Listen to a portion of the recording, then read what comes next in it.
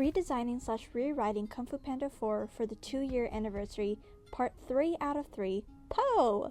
And you know what? Because I am low-key embarrassed of the art process in his redesign, I'm gonna just instead briefly say what I have planned for him and just get to rewriting his arc. Essentially, I headcanon that after the 3rd movie, Po had his dad, Mr. Ping, make the same outfit that Po wore in the spirit realm, you know, with the robe and the hat and everything, but his pants kept ripping in certain areas, so he has to have that familiar patchwork that's reminiscent of his old iconic pants. So yeah, that's it. Anyways, I wanted to write the themes of this movie with the idea in mind that there's going to be 6 movies in total. The first trilogy from Kung Fu Panda 1 to 3 being called the Student Trilogy, and from Kung Fu Panda 4 to 6, it would be seen as the Master's Trilogy.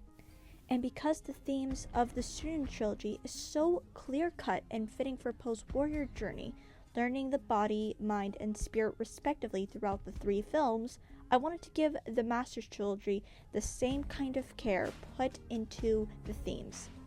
But instead of the individual struggles of the warrior, it is the struggles of intimacy for a warrior.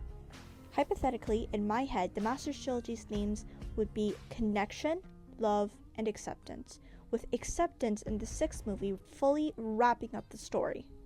With that in mind, obviously, the 4th movie will be changed from time to connection for the main center theme of the film. It will be the defining thing that Po will have to learn from while the chameleon fails, and Zhen is caught in the middle of learning this lesson as well. Po's arc in the 4th film isn't him needing to step down and accept change, it's him needing to fully confront the fact that he is who he is because of the people he loves.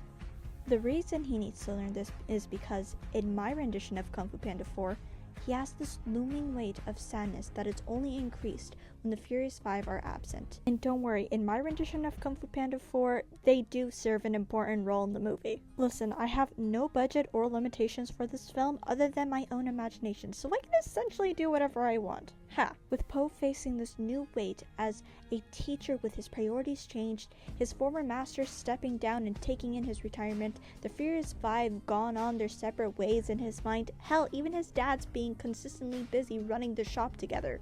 It feels like Po is at the peak of his career and dreams, yet he still feels alone. He tries not to burden others with his gloom, so he instead tries to make himself believe he doesn't need to rely on anyone, that he doesn't need to have to connect with anyone, as that's not the role of the Dragon Warrior anymore. He's immediately thrown into a loop though after Shifu says that he needs to follow in Oogway's footsteps and select a successor of his own. And definitely not a literal replacement for the Dragon Warrior title, a predestined identity. Ahem, Mike Mitchell. Oh, what? Who said that? Psh, the wind is crazy. Anyways, Po is very resistant towards this idea and tries to avoid it. Again, scared to let himself rely on anyone since he feels like he's just gonna be alone anyway. But all that changes when a spunky, mischievous Corsac Fox bandit comes into his life and basically makes him jumpstart into a parental mentor role. A role that neither he or the Corsac Fox expect him to fall into. And yeah, that's basically his arc.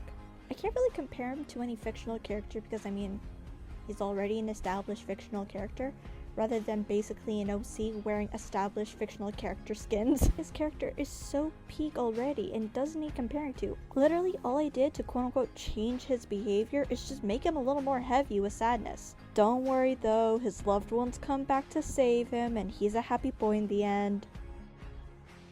Be the pit, Zhen. Be the pit.